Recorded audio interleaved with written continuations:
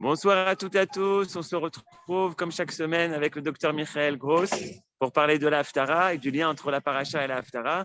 Et là, c'est surtout du lien de la Haftara et des 3 semaines, puisque c'est la 3e Haftara de Pouranout et Bechavad Michael. Toda Rabba, effectivement, ça n'a rien à faire. Non, on ne peut pas dire que ça n'a rien à faire avec la paracha.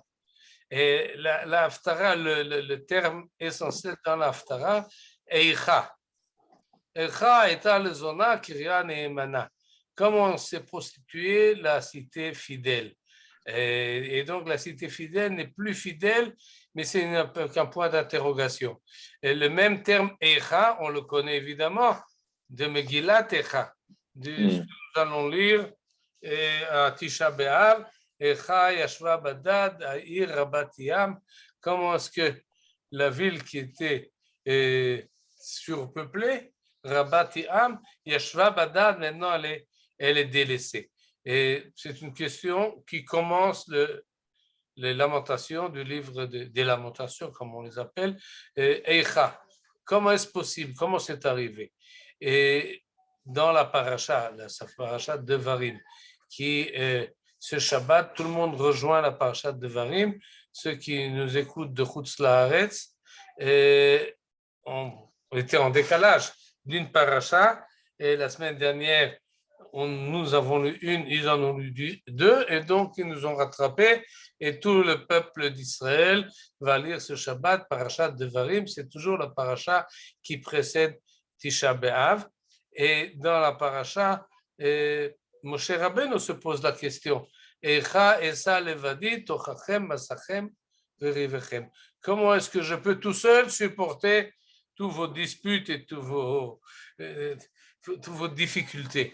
Et donc on a le mot Eicha dans la Torah, dans les Nevi'im, dans les Ketuvim, et tout ça est relié dans la même semaine avec la paracha, la Haftara et Megillat Eicha. Et donc, on ne peut pas dire que ça n'a rien à voir. Il y a toujours un lien. Il semble que c'est une technique de similitude de termes, mais ça va sans doute plus loin que ça. La question est posée, et comme on va le voir tout de suite, et c'est une question grave que pose Yeshayahu Hanavi, et pour cela, on va faire monter le texte. Que je le retrouve, le voici. Voilà, il est là, très bien. Echa Aïta le Zona Kirya Neemana, chapitre 1 d'Isaïe, verset 21. Et le mot Echa ici est considéré Echa A, comme une plainte. Oui, quand on est en difficulté, on pose des questions. Comment c'est possible? Comment c'est arrivé? Ce n'est pas une question informative, c'est une question d'essayer de se réorganiser et de comprendre la situation. Et Yeshayahu se pose la question. Echa ita lezona kirya neemana. Et comme dit, c'est une question, si on propose comme question, et pas seulement comme une interjection de désolation, la question en fait remet en question. Et c'est ce que font ici, c'est ce que fait ici le prophète. Il remet en question la ville de Jérusalem de manière précise, mais autour de la ville de Jérusalem, le peuple qui l'habite, et pas seulement le peuple qui l'habite, mais toute l'histoire juive finalement, il pose la question. Regardez ce qu'il nous dit un peu plus haut. Oui, Otiranu Sarit, Kim'at Kisdom Ayinu, Lamorad Aminu. Presque nous étions comme Sodome et comme Gomorre. Et si on ressemble à Sodome et Gomorre, alors quelle est notre raison d'être? Et en fait, c'est cela que parle le prophète Isaïe. On va lire les premiers versets de la Haftara. Et il faut savoir que historiquement, cette Haftara, il y en a qui la commencent par le mot Echa. Et la première partie, ils l'ont lu la semaine dernière, alors que nous avons lu le chapitre 2 de Jérémie, Et ce Shabbat, ils lisent la partie qui commence donc par le mot Echa, Eta, le Zonak. Comme ça commence la Haftara. Et avec le temps, c'est ce minag-là. Disons encore une chose, il y en a qui disent cette Haftara, lisent cette Haftara justement à Tisha B'Av. Il y en a qui l'ont lu à Shabbat et Rosh Chodesh Av. Mais aujourd'hui, l'ensemble du peuple juif lit tout le chapitre 1 d'Isaïe, le Shabbat Chazon, comme ça on l'appelle d'après le premier mot. Chazon Yeshayahu ben Amos, il est traduit par oracle, la vision de Yeshayahu, qui voit une vision sur Juda et Yerushalayim, Bimei Uziyahu, Yotam, Achad, Yechizkiyahu, Malchei Yehuda. Et le traducteur a raison de traduire qui prophétisa du temps d'eux, etc.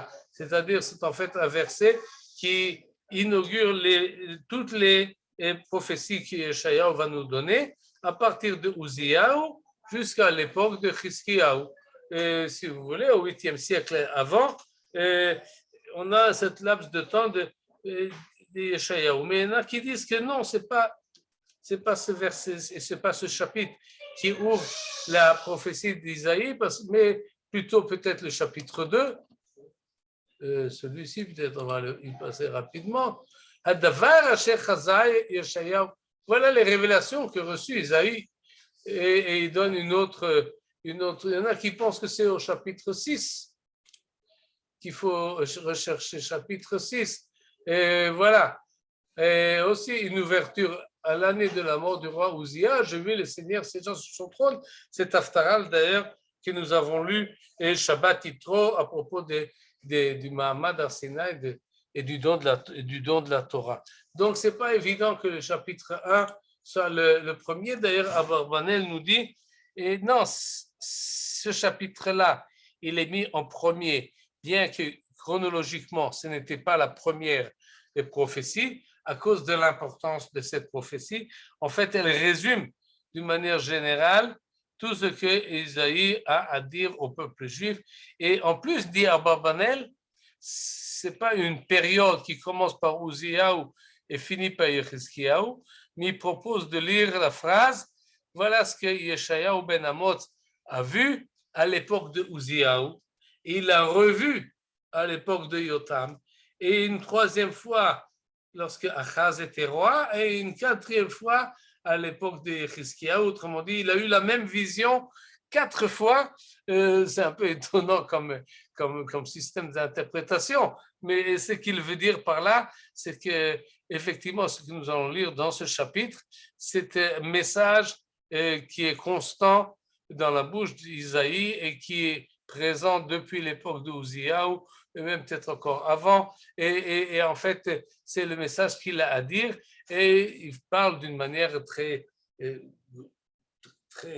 ouverte, disons, il s'adresse au ciel, il s'adresse à la terre, Banim, et voilà ce qu'il dit, Banim gidalti veromamti vehem pashubi.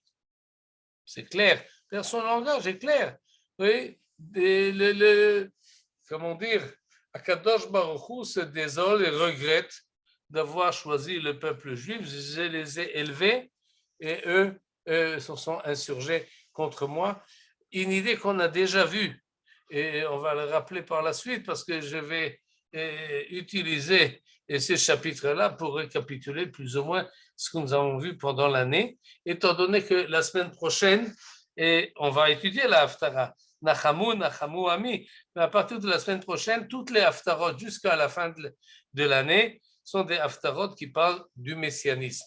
Alors que donc celle-là que nous voyons cette semaine, elle peut récapituler d'une manière générale et beaucoup de Haftarot que nous avons, qui étaient des Haftarot de remontrance, qui faisaient une comparaison entre ce qui était et ce qui devait être et la situation dans laquelle les prophètes se trouvent. Et tous les prophètes sont là pour nous indiquer la voie et pour nous corriger. Et c'est ce qui fait ici le prophète Isaïe. Il commence par une idée très claire.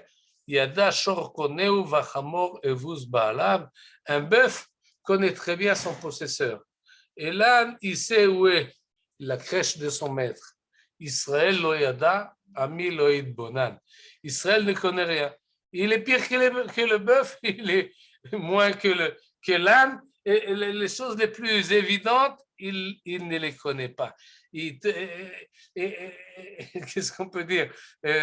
C'est très clair ce que veut dire ici Isaïe. Et il fait la liste des averot, des chataïm, de quoi il s'agit exactement. Il dit Hoy goy choté.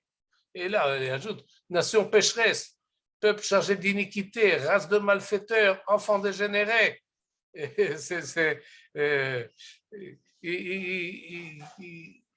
Comme on dit en français, il broie pas ses mots. Il y a une expression comme ça. Il dit exactement ce qu'il pense. Il a une vision du. Il mâche pas ses mots. Il mâche pas ses mots, Bediouk. Je viens de rentrer. J'étais dans le magasin. Merci, Bouraba, tu viens très bien, tu es venu, comme ça tu me corriges.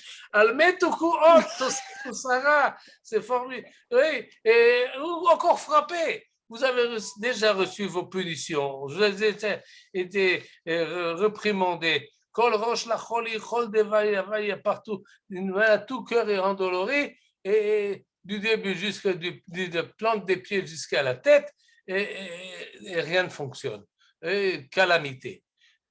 Arsechem Shemama, Arechem Sfutoshet, vous voyez, rien ne réussit. Et là, il repose en fait la question de Tzion et de Yerushalayim. Une fois qu'il a fait ce récapitulatif très rapide mais très concis, il nous dit Vanotra Batzion Kesuka Bekarem. Il nous reste maintenant Jérusalem comme une cabane dans un vignoble, comme une hutte dans une melonnière, pareil à une ville assiégée. Et en fait, il décrit la situation qu'il voit en face de lui comme une catastrophe, quelque chose qui n'a plus de raison d'être. Et alors, il demande Echa Eta. Oui, comment est-ce possible? Comment est-ce qu'on est arrivé là alors que cette ville-là devait prospérer, devait réussir, devait propager son message, elle-même a oublié l'essentiel, et comme pire que le bœuf est pire que l'âne. Et en fait, nous ressemblons, dit finalement Isaïe, Loulé Hashem Tsevaot, si ce n'était Akadosh Baruch Hu, eh bien, on serait resté comme Sdom, on aurait été comme Sdom et Amora, c'est-à-dire des villes qui ont été entièrement rasées et détruites, et pas seulement qu'ils sont rasées et détruites, ils sont rasées et détruites parce qu'ils sont le symbole de la dégénération, de la débauche, de la corruption, du mal et de la faute. Et donc, il pose une question très, très grave. Et comment est-ce possible que le peuple juif, finalement, n'est pas différent des autres? Il se comporte comme tous les autres, même pire que Sdom et Amora. Et la question est grave, est importante. Il ne dit pas que, bon, maintenant on va chercher autre chose. Et là, il faut quand même faire attention. Ce n'est pas qu'il propose de chercher un autre peuple, comme on l'a vu une fois dans la Torah, ou d'abandonner la partie et de dire qu'il n'y a plus de chance de correction. Non, mais il pose la situation d'une manière sans essayer de l'enjoliver, sans essayer de la justifier. Et non, ce n'est pas son rôle, il ne justifie pas. Il dit la situation actuelle est impossible et il parle de punition, il ne parle pas de menace qui va arriver. La menace est déjà là. Votre pays est une solitude. Vos villes sont consumées par le feu, votre sol sous vos yeux. Oui, la moitié du pays est pris par les Assyriens, plus ou moins à l'époque de Yeshayahu. Et même ce qu'il y a, donc autrement dit, il s'adresse au roi, il s'adresse au peuple, il s'adresse à la nation d'une manière générale. Et comme tous les autres prophètes, il il s'injure contre cette position. Et tout de suite, on va voir par la suite et quelles sont exactement ces remontrances. Étant donné qu'on a vu beaucoup de prophètes cette année, et ce qu'on appelle Nevi'im Rishonim et Nevi'im Acharonim. Les premiers prophètes et les derniers prophètes, les premiers, ce sont des situations historiques, à partir de Yoshua jusqu'à la fin des rois. Et la deuxième partie, les derniers prophètes, comme ça on les appelle, et bien qu'ils sont d'une manière générale parallèles, ils sont Isaïe, Jérémie, Yecheskel et les 12 qui sont appelés petits prophètes. Et à chaque fois, nous avons essayé de faire le lien entre la paracha et la haftara, et un parallèle qui nous permet de faire une comparaison. Et comme toute comparaison, il y a des points en commun, et c'est pour cela que la haftara a été choisie pour continuer, pour montrer la similitude qu'il y a entre ce qui est marqué dans la Torah et ce qui est marqué chez les prophètes, mais également pour mettre en exergue les différences qu'il y a entre ce qui est marqué dans la Torah et ce qui est marqué chez les prophètes. Et la différence essentielle, on peut dire, c'est que les prophètes ne sont pas contents de la situation. C'est-à-dire, ils voient qu'il y a une continuation, il y a un rapport, évidemment, entre les prophètes, entre l'époque de la prophétie et l'époque de la Torah. C'est la continuation. Disons, pour les choses les plus essentielles, c'est le même peuple. Et deuxième chose essentielle, c'est le même Dieu. Troisième chose essentielle, c'est une histoire qui continue. Et les prophètes rappellent toujours Yetziat Mitzrayim, la sortie d'Égypte.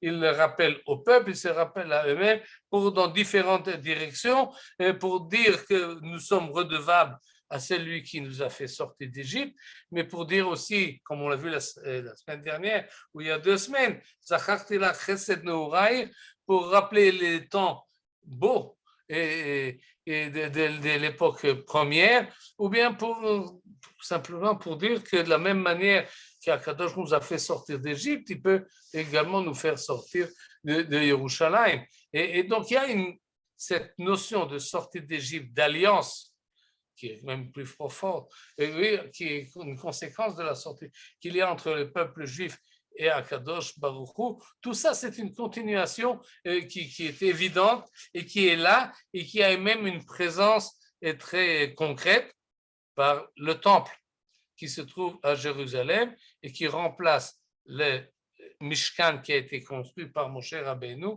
Et d'ailleurs, nous avons vu des haftarot qui font la comparaison de la manière, par exemple, que Shlomo rassemble l'argent demandé pour construire le temple par rapport à la manière dont Moshe Rabbeinu le fait dans la Torah, dans Parashat Teruma. Ou bien les rapports qu'il y a même entre le temple que voit Ézéchiel, vous vous rappelez, et dans les dernières parachutes du livre de Shemot où on décrit le tabernacle, le Mishkan, alors on en profite pour nous décrire comment sera le temple dans les temps futurs, tel que l'a vu Yecheskel. Et donc, cette notion de continuation, elle est évidente, elle est présente, elle est peut-être d'ailleurs, comme ça disent les historiens, un des plus célèbres qui s'appelait Yerushalmi, qui, dans un fascicule important, nous dit qu'un des apports du peuple juif à la culture de l'humanité, c'est cette notion d'histoire, d'être porteur de l'histoire. Ce qui nous arrive aujourd'hui est une conséquence des choses d'avant. Il y a une continuation, il y a des civilisations qui ne sont pas consciente de cette idée-là de l'histoire. Chaque génération arrive et se préoccupe du présent sans penser qu'ils sont être redevables à ce qu'il y avait avant, alors que chez les prophètes, c'est très clair, c'est très net, et il y a une continuation qui nous oblige et qui nous identifie et qui nous demande de continuer ce qu'il y avait avant. Cette question-là que nous avons vue tout à l'heure, oui, Banim Gidalti Veromamti Vehem Pashubi, en fait, c'est de l'histoire qu'il nous fait ici, Isaïe. Il nous dit voilà ce qu'il y avait et voilà ce qu'il y a maintenant. Et l'écart entre les deux est inacceptable. Oui, et l'Éternel nous dit j'ai élevé des enfants, je les ai vus grandir. Non, c'est pas que je les ai vus grandir, je les ai fait grandir. Banim Gidalti Veromamti. Et eux se sont insurgés comme moi. Cette manque de fidélité est aberrante. Est inacceptable. Et c'est ça l'idée que nous dit ici le prophète. Echa haïta le zona kiria neemana. Il emploie le terme de prostituée pour manque de fidélité, pour traîtrise. La fidélité, c'est neemanout, et celui qui n'est pas neemanout est traîtrise, et zona est prostituée. Une même idée qu'on a vue chez Yirmiyahu et qu'on avait également ailleurs. Oui, c'est une idée courante de manque de fidélité finalement. Et le prophète ajoute, Mileti mishpat tzedek yalinba ve'ata meratzrim. Il fait encore une fois une comparaison entre les efforts qu'a fait Akadosh Baruch Hu dans le passé et la situation présente, jadis pleine de justice. C'était l'asile de la vertu, mais la eti mishpat, pleine de justice. Et on peut dire, je l'ai rempli de justice. Tzedek yalinba, l'asile de la vertu, c'est une bonne... oui, et même la nuit. Et on peut faire confiance à ce qu'il y avait dans cette ville, mais maintenant, c'est un repère d'assassins. Et cette idée-là, et que nous voyons là, on peut la retrouver par exemple chez Micha. Voilà, ça c'est le prophète Micha, oui, chapitre 3. Et voilà ce qu'il nous dit au verset 9. Une expression employée ressemble beaucoup au style de Isaïe qui nous dit Ksiné Sodom, les princes de Sodome, comme ça Isaïe appelle les responsables de Yerushalayim. Et Micha nous dit, écoutez donc ceci, chef de la maison de Jacob et seigneur de la maison d'Israël, vous, Hameta'avim Mishpat, qui détestez la justice, pervertissez tout ce qui est droit. Bonet Sion Bedamim, il baptise Sion au moyen de meurtre et Jérusalem au moyen d'iniquité. C'est très grave. Le prophète Micha, il est presque contemporain de Isaïe, il voit la même chose. Une situation où le meurtre et Meratzrim, oui, Bedamim, est toujours présent dans la ville. Et je ne sais pas si...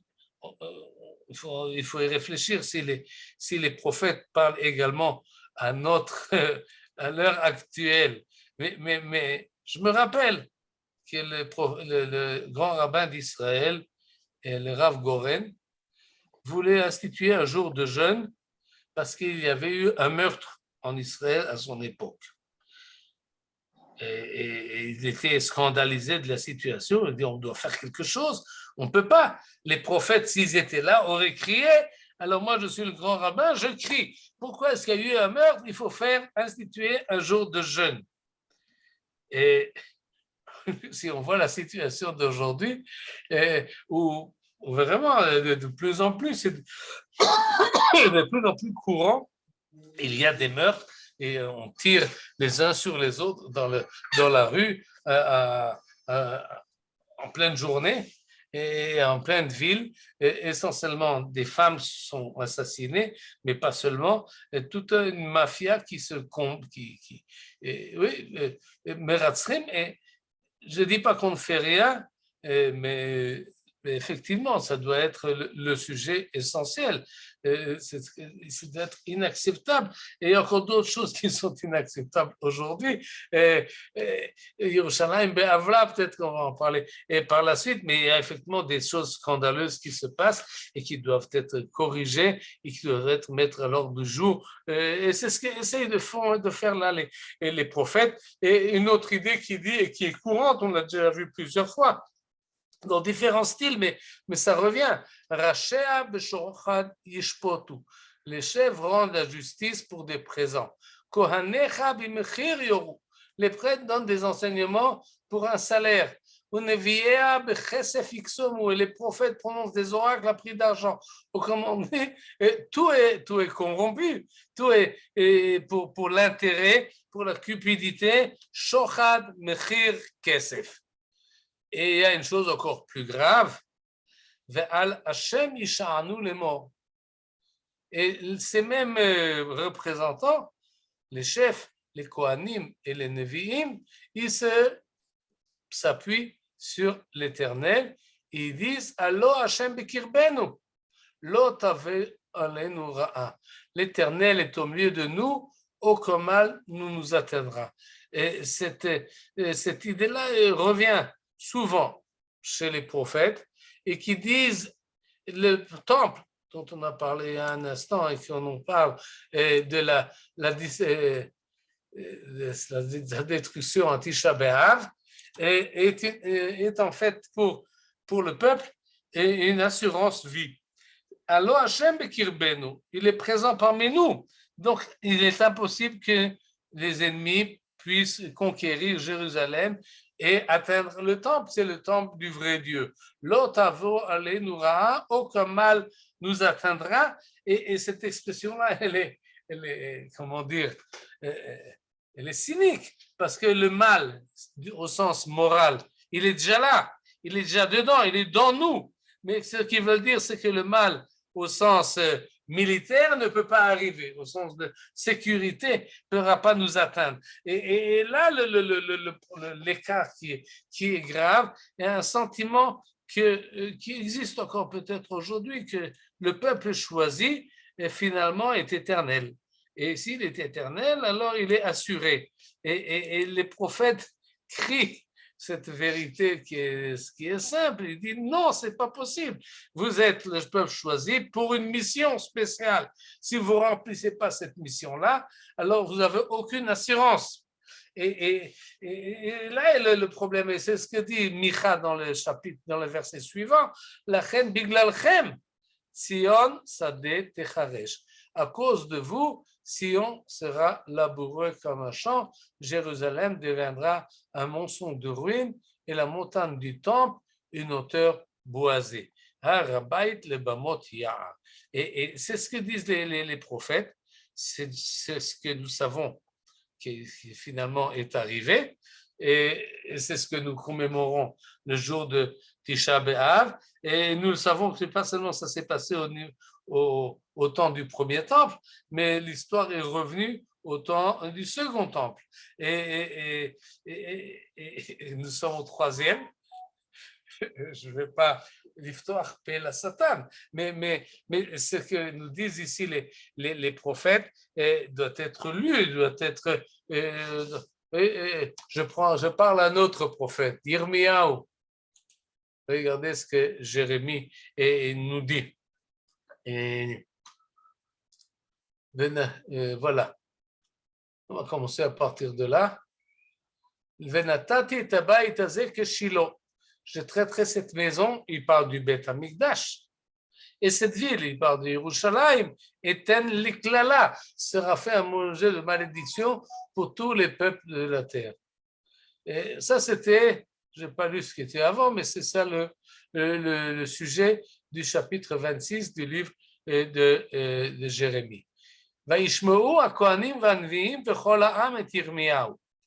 Les mêmes prophètes et les mêmes prêtres et le même peuple qu'on a vu à propos de Micha ont écouté, ont entendu ce que a dit Jérémie, Medaber et Advarim, elle est Bevet Hashem, il parle dans la maison de Dieu et il le dit. Et nous l'avons vu déjà dans d'autres Haftarot. Et lorsque Yirmiyahu a fini de parler, ils l'ont pris. Se saisir de lui en s'écriant Mot tamut, il faut que tu meurs, on va te mettre à mort, Yirmiyahu. Il blasphème. Dans le temple, il dit que le temple va être détruit. C'est un blasphème. Madouani beta beshem Hashem les morts. Pourquoi ça tu profite au nom de l'Éternel? Cette maison deviendra semblable à Shiloh, oui, la ville où il y avait le Mishkan et qui a été conquise par les Philistins, et cette ville sera ruinée, privée d'habitants. Pourquoi tu peux dire une chose pareille? C'est impossible. Ils n'acceptent pas cette idée-là que le temple puisse être détruit. Vaïkaël, Kolam, El Yirmiyahu, Bevet Hashem, ils sont groupés autour de lui et finalement ils l'ont mis en prison, ils l'ont saisi. Et donc, il répond ce qu'il répond finalement. Mais et Micha, et Jérémie, et Micha, et on va voir par la suite encore d'autres, et Isaïe, et avertissent de cette chose-là. Et c'est pour cela que c'est ça la Haftara qui est choisie la veille, à lire la veille de Tisha B'Av, pour qu'on prenne responsabilité de la destruction du premier temple et du second temple, comme nous disent les Chachamim. Si le temple n'est pas reconstruit de nos jours, c'est que de nos jours, il aurait pu être détruit. Et donc, en fait, c'est ce que demandent les prophètes. Et la réponse qu'ils donnent, c'est à cause d'un comportement qui est inacceptable, de meurtre, de vol, de corruption, de recherche. C'est ce qu'il dit, ton argent pur, c'est sans un scorie, ton vin généreux frelaté, tes chefs sont dissolus, se font complices des voleurs, et ils changent de style, ils changent de formule, mais finalement, l'idée reste la même. Et il faut ajouter que lorsqu'il parle, on va voir un autre Avera. Mais essentiellement, on l'a déjà vu très souvent, ce que les prophètes mettent en avant, c'est le mishpat, c'est la justice. C'est le problème que la justice est corrompue, qu'il n'y a pas de police qui empêche les meurtres, il n'y a pas de policiers, il n'y a pas de juges qui ont un système juridique valable. Et ça, c'était pour en fait une grande partie de la Torah de Moshe, et une question de justice et de faire de l'ordre dans les rapports Ben Adam la Chavero, qu'il y ait une société qui est basée sur tzedek, sur la justice et sur les valeurs sociales véritables, et alors que ce n'est pas là, ce n'est pas ce qui arrive. Et un autre problème, c'est ce que c'est marqué, 21 à 23. En fait, je relis pour pouvoir tout de suite passer au prophète Micha. À l'orphelin, ils ne font pas justice et le procès de la veuve n'arrive point devant eux. Les parties faibles de la population, faibles du point de vue calcali, du point de vue des rentrées et de possibilités de vivre, et faibles également dans leur statut social, ne sont pas protégés par ceux qui sont plus avantagés. Et c'est ça l'essentiel. C'est de ça qu'ils parlent les prophètes. Et tout de suite, on va essayer d'élargir la chose, mais je vais quand même voir d'abord le chapitre du livre de Amos. On a déjà vu Micha, on a vu Jérémie, on a vu Yeshayahu, et voilà Amos, un passage que j'ai rappelé cette semaine dans une autre occasion, qu'on a déjà étudié, mais qui est important.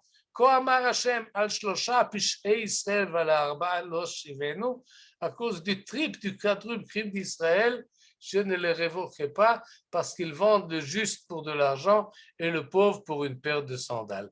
Et donc, cette idée-là de mishpat, de justice, de tzedek, qui manque tellement à cette époque-là du premier temple, et les Chachamim dans la Gemara ont conclu qu'il y a et Avoda Zara, Shfichut Damim, Vegilui Arayot, et c'est ce qu'on voit dans le verset suivant. Ils convoitent jusqu'à la poussière du sol répandue sur la tête des malheureux. Et ils font dévier la route des humbles. Le fils et le père fréquentent la prostituée, outrageant ainsi mon nom sacré. Et là, nous avons et Gilui Arayot, et Shfichut Damim, et Avoda Zara, et tout presque va ensemble. Encore une fois, Amos, Micha, Yeshayahu et Hoshea, et les 4 prophètes qui étaient à la même époque des rois de Achaz, Yechizkiyahu, Malchei Yehuda. Et maintenant, je ne sais pas si s'il y avait des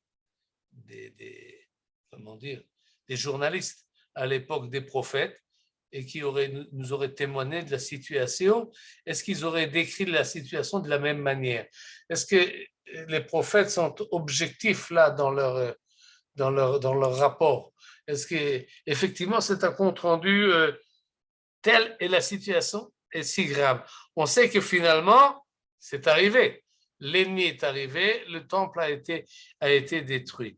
Mais est-ce qu'effectivement, la situation sociale en Israël était telle qu'elle était véritablement au plus bas de tous les points de vue, au point de vue des mœurs et au point de vue des rapports sociaux, etc. Et effectivement, c'était cela, ou bien ça ressemble un peu à ce qui arrive aujourd'hui.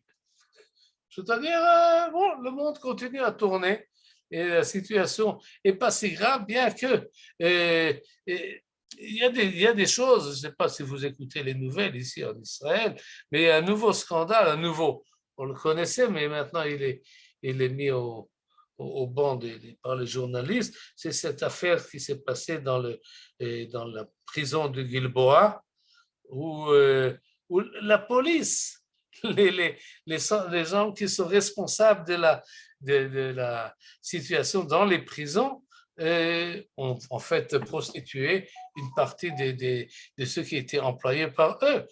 C'est quelque chose de, je ne sais pas, pas seulement inacceptable, scandaleux au plus bas, parce que c'est un système, ce n'est pas une erreur d'une personne ou quelqu'un qui est, je sais pas, détraqué. Non, c'est un système, c'est voulu, c'est organisé, et c'est quelque chose qui doit être prié. D'ailleurs, le Nassi, le président Herzog, l'a dit, et que c'est un scandale, et qu'il ne l'accepte pas, et qu'il a honte de la chose, mais ça ne suffit pas, à mon avis. Et il y a d'autres choses qui arrivent qui doivent être effectivement remettre en place dans ce domaine-là de sexualité et de rapport entre les sexes, etc. Il y a quelque chose qui ne fonctionne pas, qui ne tourne pas rond, qui n'est pas à sa place. Je n'ai pas de solution véritable. Pour cela, il faut être spécialiste en sociologie et autres, mais le cri doit être dit. Et Avoda Zara, il n'y a presque plus.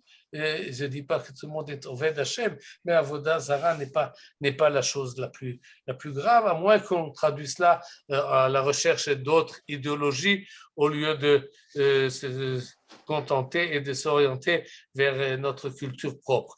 Mais finalement, je pense que de ce point de vue-là, la situation n'est pas si grave. Mais dans les autres cas, la situation sociale et la situation des mœurs générales, et oui, maintenant à savoir, et c'est pour cela que et je reviens maintenant à Yeshaya, où finalement, et nous lisons, et c'est ce que nous avons essayé de faire dans le courant de l'année, et nous lisons le livre du Tanakh.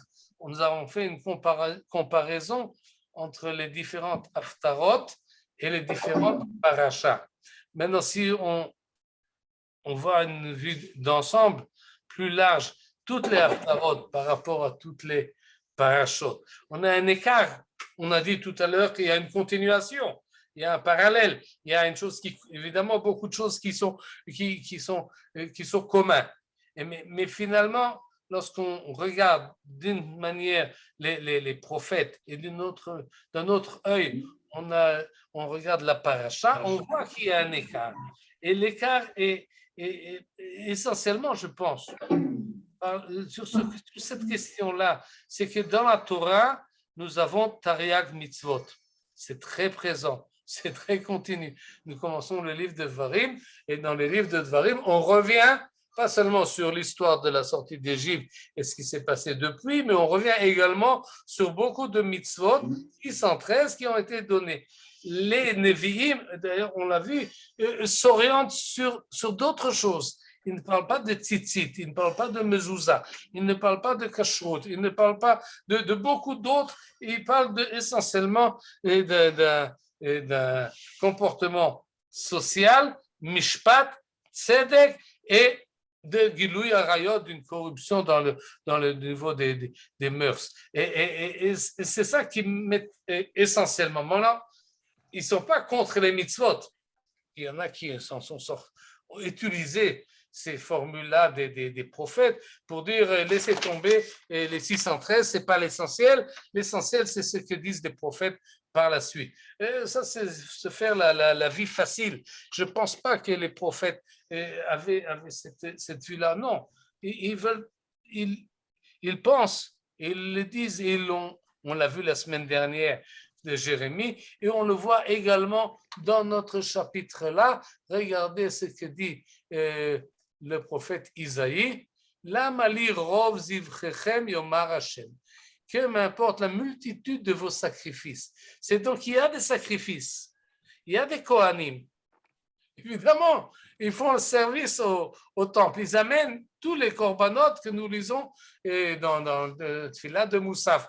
Ils amènent également les corbanotes, les sacrifices individuels que chacun amène, et peut-être qu'ils amènent beaucoup, parce qu'il faut beaucoup de péchés, alors ils amènent beaucoup de sacrifices, peut-être qu'ils en ont également les moyens, mais le Seigneur dit, je suis saturé de vos holocaustes de béliers et de la graisse de vos victimes, le sang des taureaux, des ânes, je n'en veux point. Et donc de ce côté-là, et la situation est, il y a un service du temple, il y a une certaine discipline ilchatique, disons. Mais le prophète cherche autre chose. On l'a vu la semaine dernière chez Jérémie, on le voit chez Amos, on le voit chez Yeshayahu. De ce point de vue-là, et les prophètes d'une manière générale, si on a le Tanakh, Torah, Nevi'im, Ktuvim, alors les Nevi'im d'une manière générale, par rapport à la Torah d'une manière générale, il faut une balance différente. Pour tirer les conclusions que l'on veut, mais il est important de le mettre en place. Et d'ailleurs, ceux qui reconnaissent la chose de la manière la plus évidente, la plus claire, c'est les yeshivot. Essentiellement, les yeshivot qui n'étudient pas le Tanakh. Dans leur curriculum, il n'y a pas de cours de Tanakh. Et ça peut se comprendre. Que leur judaïsme n'est pas basé sur ces versets-là que nous avons sur Yeshayahu, Yirmiyahu, Micha ou Amos ou Hoshea. Parce qu'il semble dire que toute cette mettre l'accent essentiel sur les détails de la halakha ne correspond pas, on ne le retrouve pas chez les prophètes. Eh bien, ça manque. Peut-être ça manque, mais en fait, il faut faire une autre balance. Peut-être, je ne suis pas sûr, je ne suis pas accusateur là des gens des yeshivot, etc. Et pourquoi je ne le suis pas? Parce que nous ne sommes plus à l'époque des prophètes. Chaque époque a sa manière de réagir et le fait qu'on s'est créé un judaïsme qui est essentiellement ilchatique, ça a raison d'être.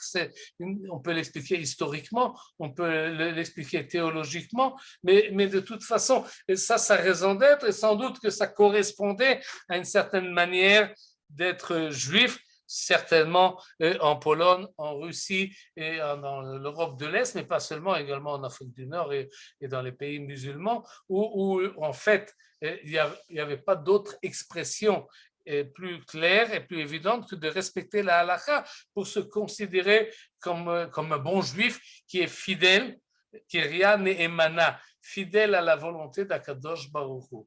Ce que je veux dire, je le dis après avoir entendu Manitou à l'époque, c'est que l'époque a changé, c'est que nous ne sommes plus ni en Afrique du Nord, ni en Pologne. Et donc la manière de vivre le judaïsme doit s'ajouter autre chose à cette halakha individuelle. Il y a une recherche et là-dessus, les prophètes peuvent nous aider parce qu'ils parlent au niveau national, ils parlent aux dirigeants, ils parlent aux Kohanim, aux Nevi'im, aux princes, ils parlent à l'ensemble du peuple, ils parlent à la culture générale, plus d'ailleurs qu'aux individus.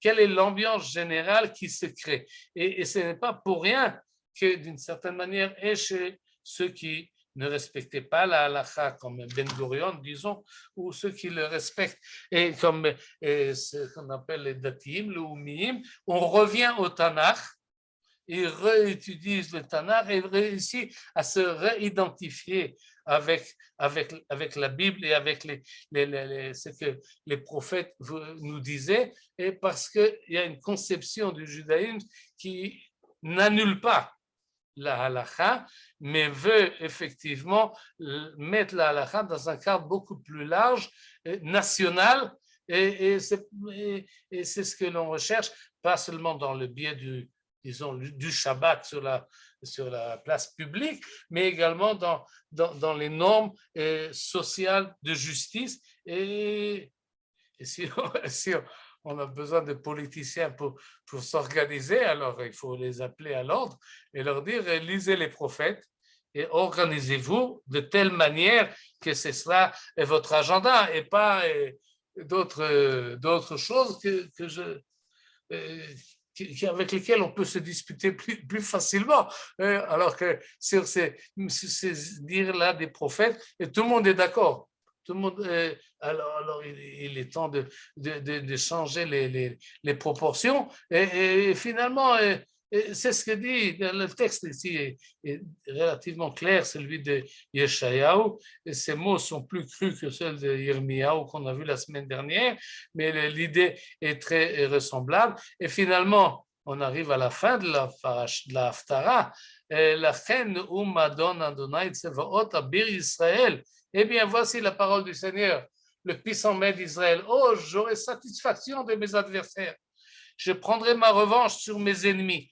Et il n'est pas clair, mais c'est ça qui est grave, qui sont les ennemis extérieurs ou les ennemis intérieurs qui vont à l'envers de la volonté divine. De nouveau, je laisserai tomber ma main sur toi. D'une manière péjorative, j'éliminerai tes scories. Et je purgerai de tous les alliages, je vais faire correction. C'est là-dessus que se base la tfila que nous faisons 3 fois par jour. Oui, dans les Shmona Esrei, on sait ce que nous demandons, entre autres, que les juges soient comme autrefois et les conseillers comme à l'origine. Et ensuite, si on corrige les juges et les conseillers, alors la ville ne sera plus le Zona, mais elle sera Irat Tzedek, Kiria Ne'emana, elle sera une ville fidèle si on sera sauvé par la justice et ses pénitents par la vertu. Tzion b'mishpat tipade v'shavea b'tzdaka, et c'est par ce verset-là que l'on finit la Haftara, et parce que ça finit joliment, on préfère Tzion b'mishpat tipade, Sion finalement sera sauvé par la justice, donc sera sauvé, et il dit Veshavea les pénitents. Nous expliquons aujourd'hui ceux qui reviennent en Israël et reviennent à Jérusalem, ils se reviendront par la vertu et essentiellement par la tzedaka, par la charité. Et c'est là qui va finalement pouvoir faire correction et remettre Tzion à la place véritable qu'elle a le droit. Et je disais qu'on finit par là la Haftara, c'est vrai pour les Ashkenazim, c'est vrai pour les Sfaradim, les Thémanim continuent le chapitre jusqu'au bout, ils n'ont pas peur de lire la suite. impies et coupables s'effondreront ensemble. Les traîtres à l'Éternel périront.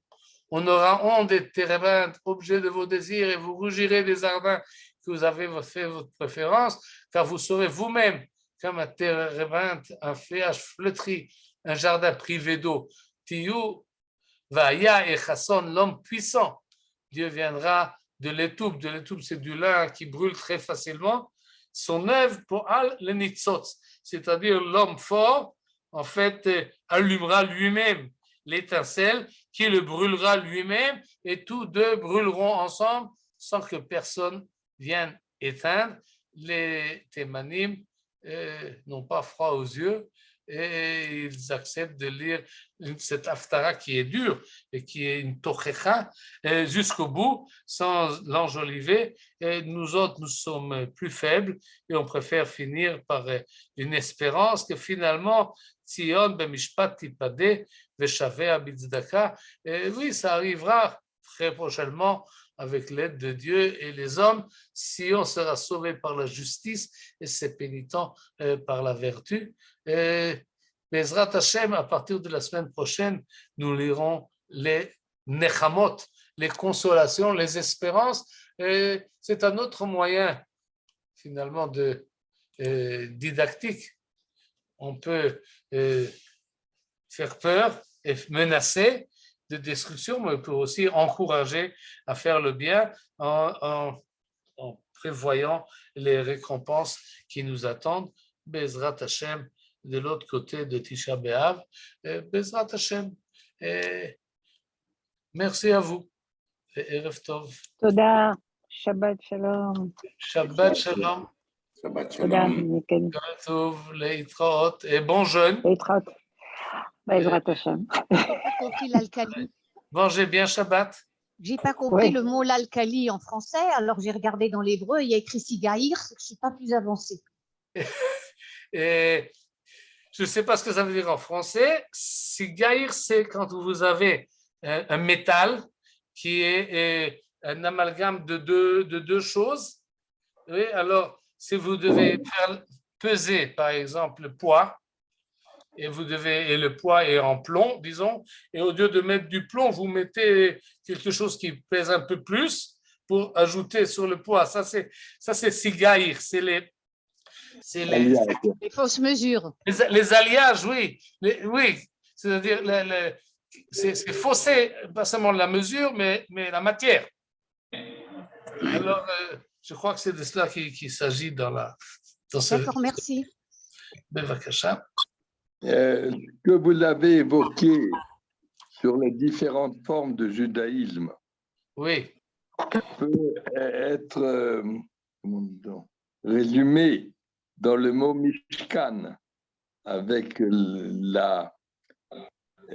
l'ensemble que de Meler, Shofet, la justice, le roi, la dimension politique, la justice, Cohen, le prêtre, donc tout ce qui est les mitzvot et la laïque, et Nevi, le Nevi, le prophète, qui met ça en public, qui met ça sur la place publique ouverte. Selon les différents régimes politiques, la dénonciation publique est interdite, n'existe pas. Et donc, le judaïsme rassemble dans ce mot Mishkan vraiment 4 dimensions. Très bien, oui. Qui se complètent bien si on en enlève une. Et ce qui n'existe pas là-dedans, c'est le politicien, l'élu, l'expression démocratique, qui est un apport d'une autre culture. Et donc, qui peut-être pervertit cette notion de Mishkan. Le roi est soumis à des règles. Là, je ne vous suis plus. Pourquoi? Parce que les prophètes ne vivaient pas dans un monde démocratique. Leur critique était dans un autre système. Mais ils avaient un melech. Et oui, effectivement, mais il faut faire attention de ne pas jeter le bébé avec la baignoire, parce que on voudrait être, en fait, le système démocratique est quand même meilleur que toutes les autres possibilités que nous avons autour de nous. Comme disait Churchill. Il y a un problème effectivement avec, pas seulement en Israël, d'une manière générale, et dans le monde entier, sur la valeur des personnages élus, qui c'est qui se présente et comment ils sont choisis. Et il y a effectivement un problème grave, une crise importante qu'on n'est pas prêt de résoudre. Mais effectivement, mais je crois en moi, comme homme de peuple, disons, oui, nous qui allons un scrutin et on nous demande au moins de temps en temps ce que nous pensons, oui, il faut le dire, il faut s'organiser tel que celui qui va être élu et qui va nous représenter, oui, est un homme de valeur, est un homme qui est fiable, il est un homme qui a une idéologie valable, etc., etc. Et s'il n'est pas, alors il faut lui dire. Je ne sais pas exactement, je ne suis pas politicien, je m'en garde, et d'ailleurs les autres, je ne les entends pas assez. Je les entends pas, on n'entend pas assez ni les rabbins, ni les autres intellectuels qui disent et qui prennent possession, et ils ne sont pas tous responsables. Il y a un problème avec les médias qui préfèrent interviewer un politicien qu'un penseur. Mais finalement, oui, il y a un problème dans... Mais ce que je voulais Nous sommes en dire crise. et qui rejoignait votre présentation des prophètes, c'est que c'est aussi une grande force du judaïsme d'avoir poussé à la dénonciation et au rappel à l'ordre, mais de manière publique. Oui. Oui. Et comme on l'a vu, ils risquaient leur vie là-dessus. Ils risquaient leur vie. Jérémie a été mis en prison, a été tabassé, Amos également. Eliyahu Hanavi. Oui, c'était dangereux. Oui. Ils n'en voulaient pas, ils étaient forcés par la providence. Oui, mais il y a besoin de ce cri-là. Ça doit être dit, ça doit être... Qu'est-ce que je... Ce qui permet la survie, la perpétuité. Oui. Marc, à propos du monde européen, disons Ashkenaz, et du monde, je parle de l'Afrique du Nord, j'ai jamais entendu, même petit, le mot halakha. On ne savait pas, ni halakha, ni haloch, n'est-ce pas? On faisait très attention. On savait, la seule chose qu'on savait, c'était Torah Moshe, n'est-ce pas? On écoutait ce que le papa il disait et la maman. Et surtout, on disait Minhag Israël Din, n'est-ce pas? Donc, c'était la retransmission. Donc, jamais entendu, n'est-ce pas, cela. Et alors, les rabbanim ou les dayanim, ils étaient au Bet Mishpat, ils s'occupaient de justice. Il y avait les dayanim, puisque jusqu'à aujourd'hui, au Maroc, il y a ce qu'on appelle Din Torah. Il n'y a pas, pour les juifs, il n'y a pas autre chose. Comme ça, deux juifs ont un problème ou autre chose, ils vont au Bet Din. Là-bas, il y a les dayanim qui sont là-bas. Et ce qu'il y a, juste pour ajouter juste quelque chose à propos de la Haftara, c'est que pour les 3 semaines, on a un air spécial. Pour les 3 semaines de Tisha B'Av, c'était